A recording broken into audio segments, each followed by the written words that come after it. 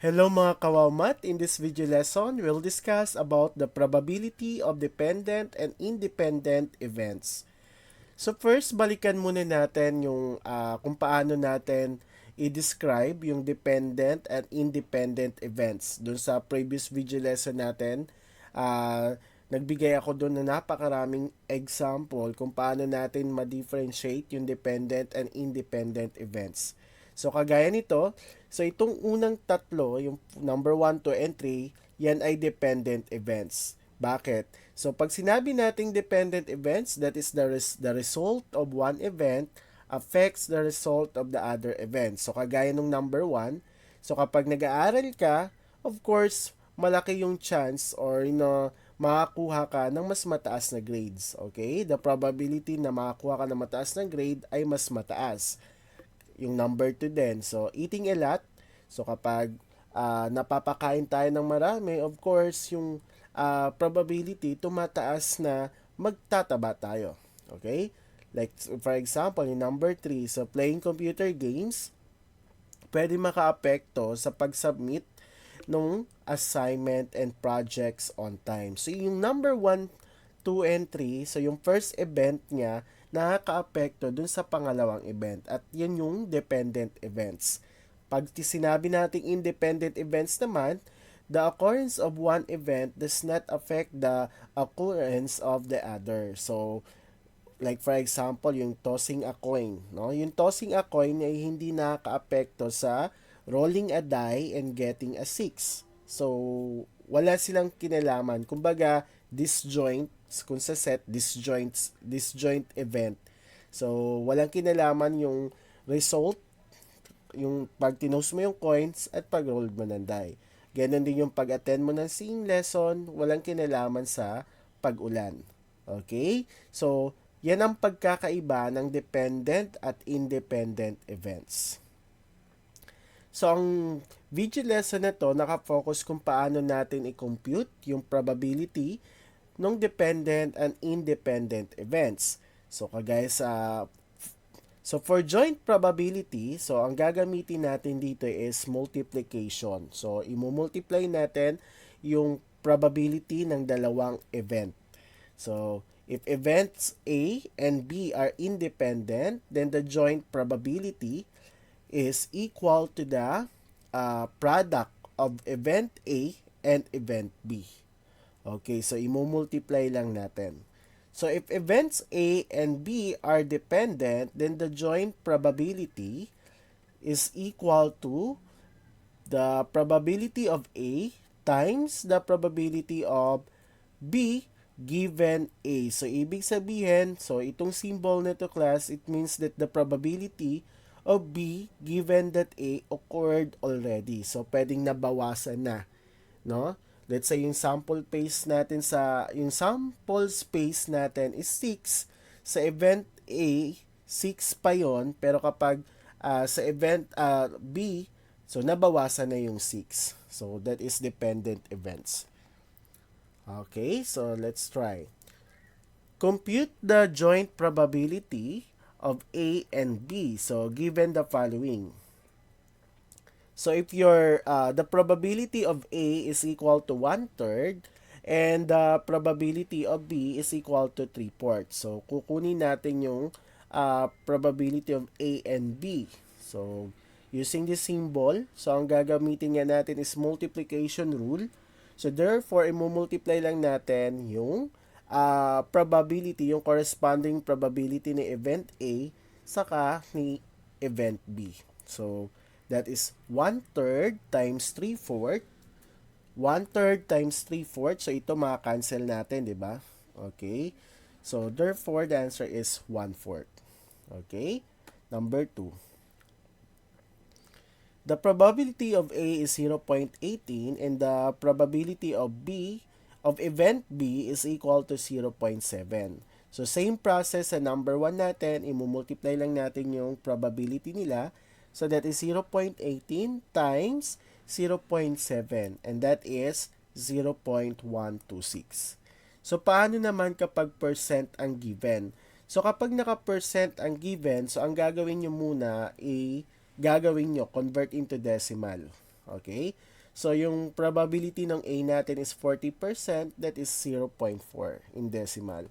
So, yung probability of B natin is 42% and that is 0.42. So, pwede na natin i-multiply yung probability nila. So, 0.4 times 0.42, the answer is 0.168. Okay? So, hope na medyo nasundan yung process ng pagko-compute ng independent probability. Okay. Next tayo. A die and a coin are tossed. So, what is the probability of getting 6 and a tail? So, anong una natin gagawin kapag ganito? So, meron tayong dalawang event. Okay, so may event tayo.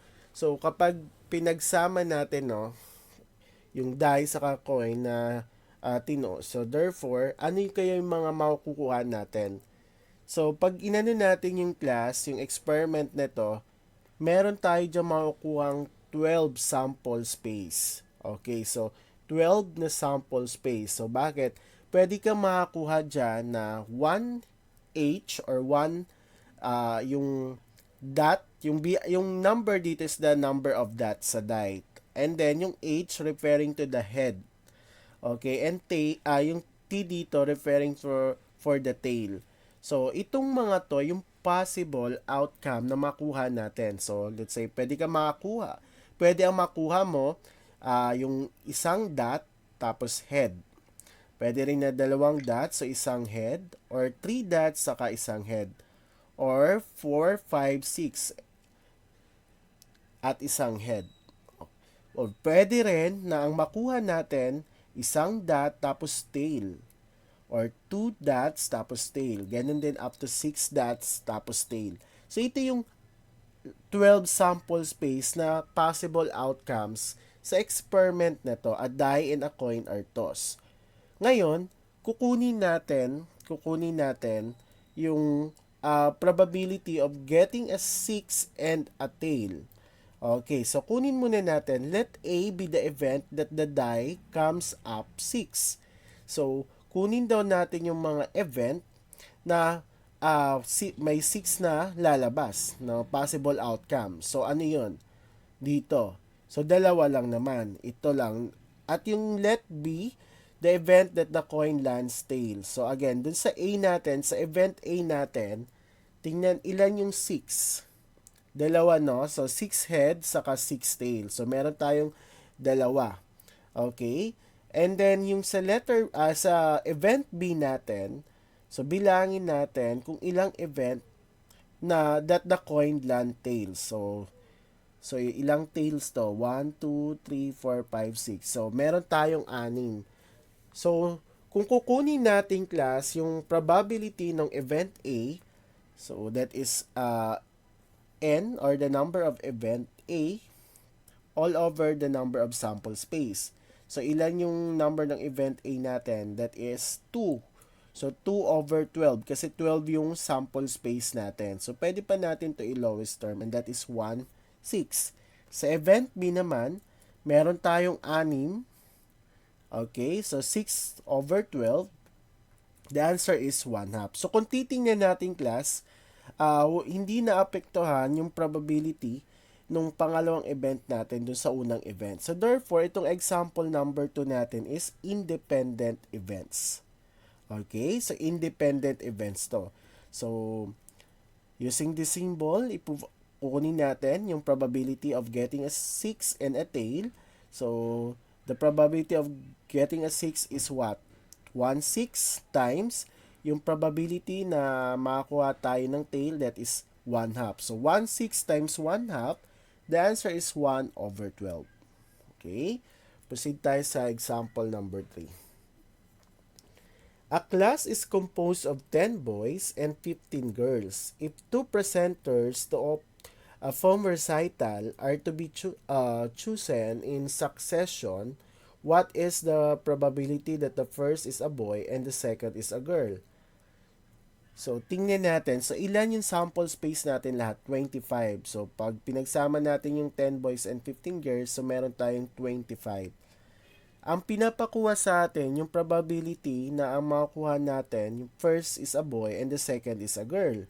So, paano natin kukunin? So, the events are dependent because a student cannot be uh, chosen twice. Okay, so so kapag nakuha na, kasi first and second, di ba? So, kapag nakuha na sa una, so, mababawasan yung 25. So, may 24 na lang na estudyante na pwedeng pagpilian dun sa pangalawa. Okay, so we're using this symbol. Okay, so therefore, una, kunin muna natin yung probability ng boy. So, ang boy natin is 10. So, 10 out of 25. So, 10 over 25, pwede natin i-lowest term to. So, divide it by 2 at 5, both numerator and denominator. So, 10 divide 5, that is 2. 25 divide 5, that is 5. Kaya 2/5. And then, sa girl naman, dito sa girl, okay, dito, class, sa pangalawa, since, 'di ba 25 sila lahat. And then, sa una, kailangan pipili tayo ng isa. No? First is a boy and the second is a girl. Since dito, sa una, nakakuha na tayo ng isa, so ilan na lang ang natitira doon sa bilang ng estudyante? 24 na lang. So therefore, dito sa ano natin, probability of girl given a boy, that is 15 over 24 na lang. So nabawasan ng isa itong baba natin, yung sample space natin, kasi nakuha na doon sa una, 'di ba? Choose na tayo ng isa, which is the first boy. And dito sa pangalawa, 24 na lang yung bilang ng estudyante. Kaya naging 24. So therefore, the probability of a girl given a boy, that is 15 over 24. Alright? So kapag kukunin natin yung probability nila, so that is 2 over 5 times 15 over 24. The answer is 30 over 120. So, pwede pa natin to i-lowest term, and that is 1/4. Again, class, so ganito kapag nagsosolve kayo ng dependent events. So, nababawasan yung sample space. Okay? So, depende kasi naapektuhan yung pagkuha natin ng probability dun sa pangalawang event.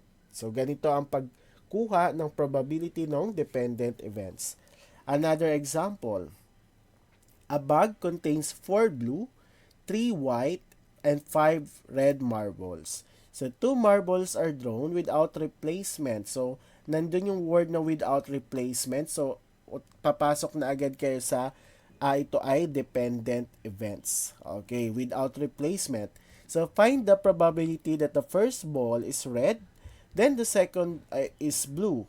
So, paano natin gagawin? So, yung sample space natin is 12 lahat. Kasi 4 plus 3, 7 plus 5, that is 12.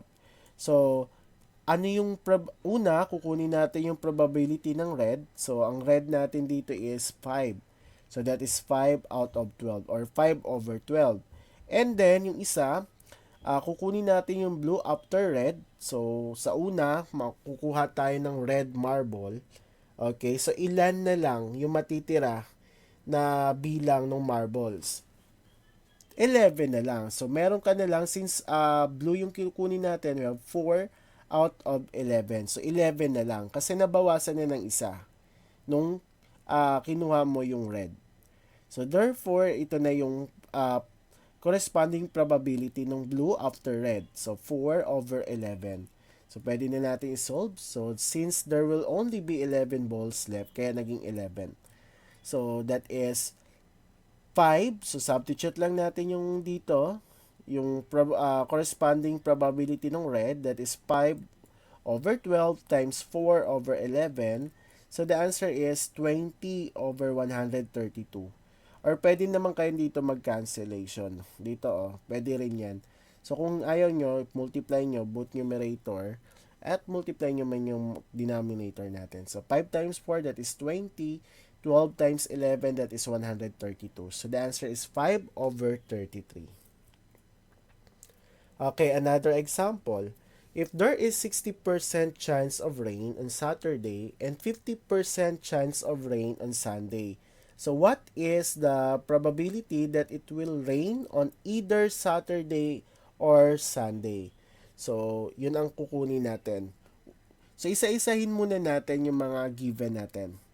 So, the event that it will rain on Saturday and the event that it will rain on Sunday are inclusive. So, pag sinabi nating inclusive class, this is the non-mutually uh, exclusive events, no? 'Di ba? So, non-mutually exclusive events. Okay? And independent. So, pagsamahin natin yung independent events saka yung non-mutually exclusive events. Okay, balikan niyo yung kung nakalimutan kung paano kinukuha yung non-mutually exclusive events. So, may video lesson na rin naman tayo doon. Okay, so next for that is kunin natin yung probability ng Saturday na uulan. So, that is 60%. So, i-convert natin into decimal. That is 0.06. And then, pag Sunday, that is 50%. So, that is 0.05. Ngayon, kukunin natin yung independent events nung dalawa. Okay, kunin natin independence event nung dalawa, nung Saturday and Sunday. So that is 0.6 times 0.5. The answer is 0.3. Ngayon, paano natin kukunin yung probability that it will rain on either Saturday or Sunday? So, nakita niyo yung word na or. Okay, so ibig sabihin, i-add natin, no? And then gagamitin natin yung symbol natin na ginagamit for non-mutually exclusive events. Okay, and that is, okay, add natin yung probability ng Saturday and Sunday, tapos minus natin yung intersection ng Saturday and Sunday. Okay, so kapag ganito, ito na nakuha na natin. So, substitute na lang natin. So, that is 0.6 plus 0.5 and then minus, okay, the probability of Saturday and Sunday. So, minus 0.3. So, 0.6 plus 0.5, that is 1.1 minus 0.3. The answer is 0.8. So, ibig sabihin, the probability that it will rain on Saturday or Sunday is 80%. So, ganun kataas. Okay, so, mataas yung chance na uulan ng Saturday or Sunday. Okay, so kayo naman. So, test yourself. So, pwede nyo i-post yung video natin saka kayo sumagot. Okay. So, dito, a jar contains 4 blue balls, 5 red marbles, 2 black marbles, and 1 green marble. A marble is picked at random from the jar. After replacing it, another marble is picked. Find. So, dito class, so, yung word na replacing, ibig sabihin that is independent event. Kasi, hindi makaka-apekto yung pangalawang event dun sa unang event. 'Di ba? So, kung kukunin natin yung green, then blue, so, anong mangyayari? Okay, so una muna yung probability ng green. So, that is 1 over 12. So, kasi 12 lahat ng marbles. Times, okay, yung probability ng blue. So, yung blue natin ay may 4. So, 4 out of 12. So, makikita natin na hindi maapektuhan yung second event dun sa unang event natin. Okay, dun sa probability ng unang event sa pangalawang event. So, 12 pa rin. So, therefore, multiply yan. 1 times 4, that is 4. 12 times 4, 144. Then, i-lowest term nyo lang. So, 1 over 36. So, sa letter B, siguro may sagot na kayo sa letter B. So, the answer for letter B is 5 over 72. So, pwede nyo ito i-check, no? Pwede nyo i-check sa inyo, no? So, pwede nyo i-check sa sarili nyo para matsanay kayo sa pag-compute ng dependent and independent events. Okay, paano kapag yung first marble pick was not replaced? Okay, so halimbawa hindi napalitan. Okay, hindi kagaya dito sa nauna na binalik, no? Na-replace. Dito hindi, was not replaced. So kung kukunin natin yung letter A, blue and blue, so paano natin kukunin yan? So ito ay dependent events na kasi hindi mo mapapalitan no? Nakaapekto yung pagkuha na maapektuhan yung pangalawang event natin dun sa probability ng unang event. Okay, so kung ang blue natin is 4, dun sa una, and that is 12 lahat pa ng marble, so 4 over 12 yung probability. Eh, blue din yung kukunin mo sa pangalawa.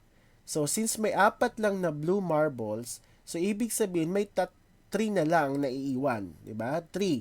And then, yung natitira na lang na buong marbles ay 11 na lang. Kasi yung isa nakuha mo na. So, therefore, kaya naging 3 over 11. So, the answer is 4 over 33. Okay, sa letter B, that is 1 over 66. And sa letter C, the answer is 35 over 132. Okay. So ito. So pwede nyo i-post yung video mo, yung video lesson natin sa kanyang sagutan. Okay? So may 6 tayong tanong diyan.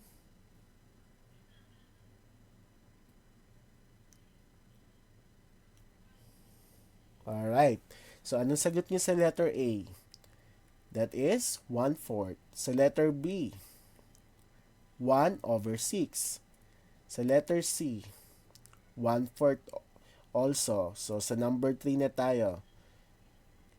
So, there are 4 50 peso bills and 6 20 peso bills in my wallet.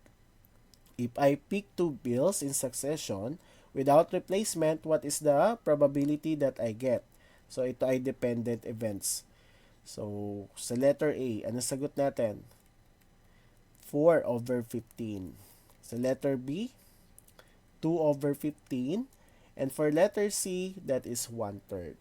Alright, so I think 11 points lahat to. So kung nakakuha kayo ng 11 out of 11, congratulations. So, sanayin nyo lang yung sarili nyo how to compute the probability of dependent and independent events.